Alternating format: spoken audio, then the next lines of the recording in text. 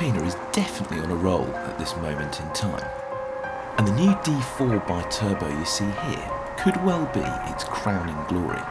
It costs £51,000, uses the same engine, gearbox and chassis as the already excellent D3, and in the flesh it looks completely stunning.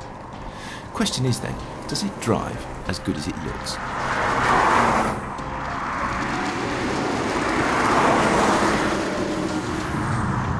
I mean, you'd expect the D4 to be pretty much identical to the D3 car that I run on a daily basis. It's got exactly the same stonking great turbo diesel engine up the front, straight six. It's got the same 8-speed ZF gearbox. It's the same chassis, same brakes, same steering system. Pretty much weighs the same too. But it's amazing. There are subtle differences in all sorts of different areas, which as a whole actually add up to a surprisingly different feeling car. I think if anything, the motor in this one is even sweeter than the one in the D3 that I run. That's just going to be some kind of tolerance issue, or maybe even just a matter of that it's got supreme diesel in it rather than regular diesel. But the engine in this thing is just a monster. It really is, and it's not the power. 350 horsepower is great. It's the torque. 516 pounds-feet of torque.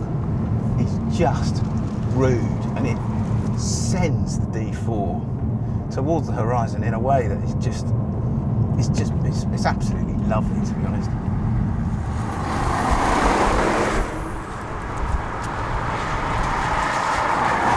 It's just completely effortless, the performance, and the higher the gear you're in, the faster it feels. It feels, if anything, faster in fourth and fifth than it does in second and third. But it really handles as well, the D4. I mean, this is a diesel, for heaven's sake. Look at that. It's just lovely. I mean, it really has got the proper traditional front engine rear wheel drive balance to it, and you can just send it sideways pretty much forever, or until the rear tyres explode. The steering is also really nice in a D4, and you can adjust it. You can adjust the weight and the response by playing with the little sport program down here. Sport Plus just makes everything even more kind of sharp feeling. It's just great. There's so much car under one roof in the D4, just as there is in the D3.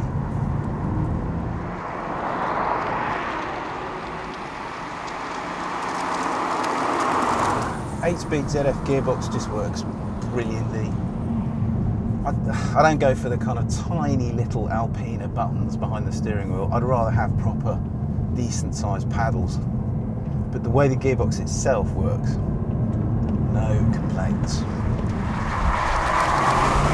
The chassis on the D4 is really nice, really nice. I mean, I've got the traction control turned on now because it is just so easy to light up the rear tyres when you've got 516 pounds-feet of torque, but it's a lot more fun when you turn it off.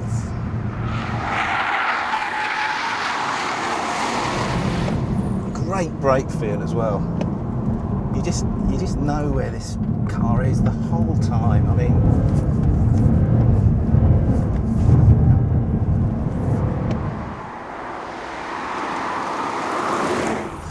would you have a D4 instead of an M4?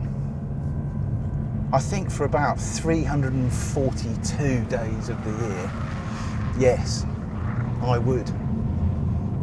It's just got that edge of refinement and everyday usability to it that the M4 doesn't have, and yet press all the right buttons, put it in the right modes, and it's a proper sports coupe.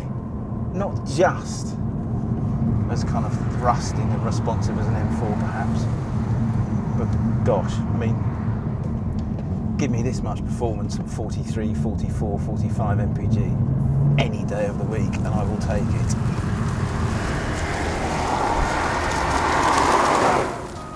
And the D4's only real issue, of course, is the D3, which has an extra pair of doors, drives every bit as brilliantly as the D4, and is 4 and a bit grand cheaper.